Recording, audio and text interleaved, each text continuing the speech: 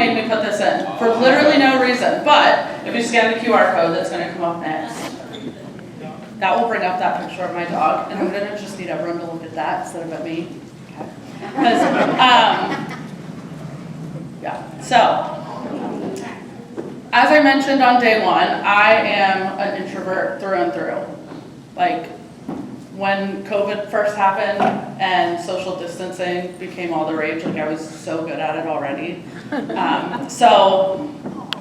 I wasn't forced to do anything or go anywhere, and I never in my life thought I would do something like this, but that's kind of what this is all about. So, as I mentioned on the first night, my principal, this is her, nominated me to be a Keystone Technology Innovator. And she said, but there's a catch. You're gonna need to apply to attend this summit.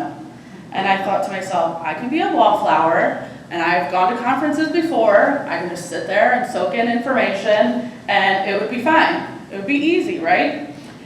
Except she told me, this one is going to change my life.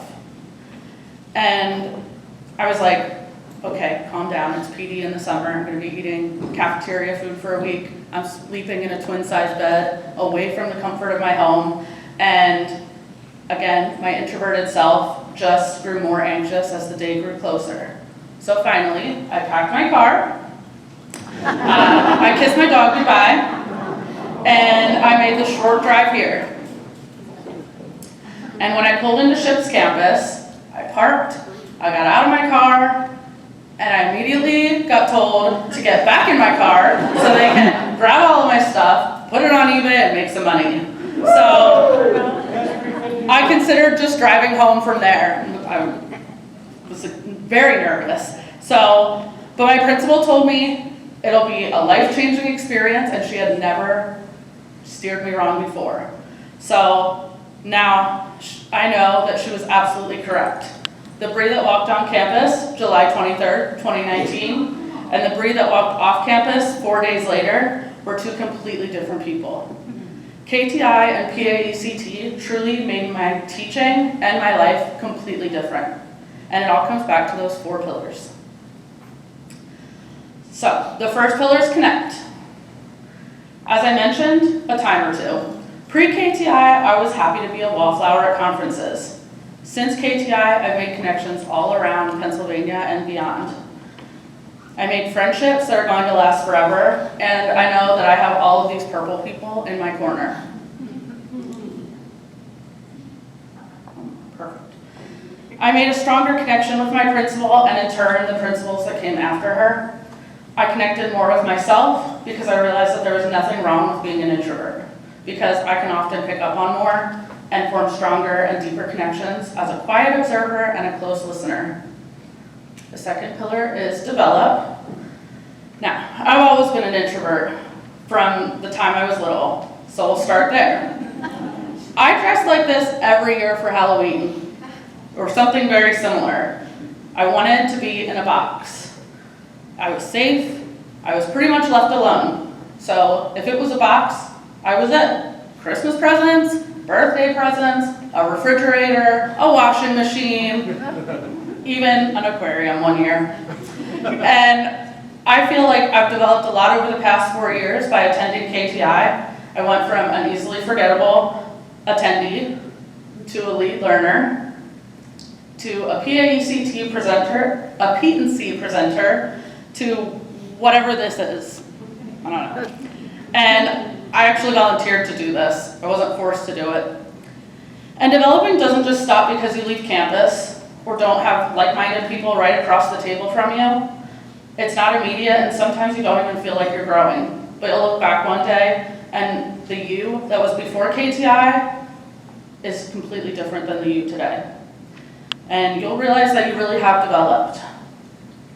You have a lifelong group of people who will push you, have your back, and support you however you need to be pushed. The third pillar is lead. And this is the quality that my principal saw in me from the beginning. She saw it from the time that she started. She was my big cheerleader, and she continues to grow this in me today, even though she's no longer my principal.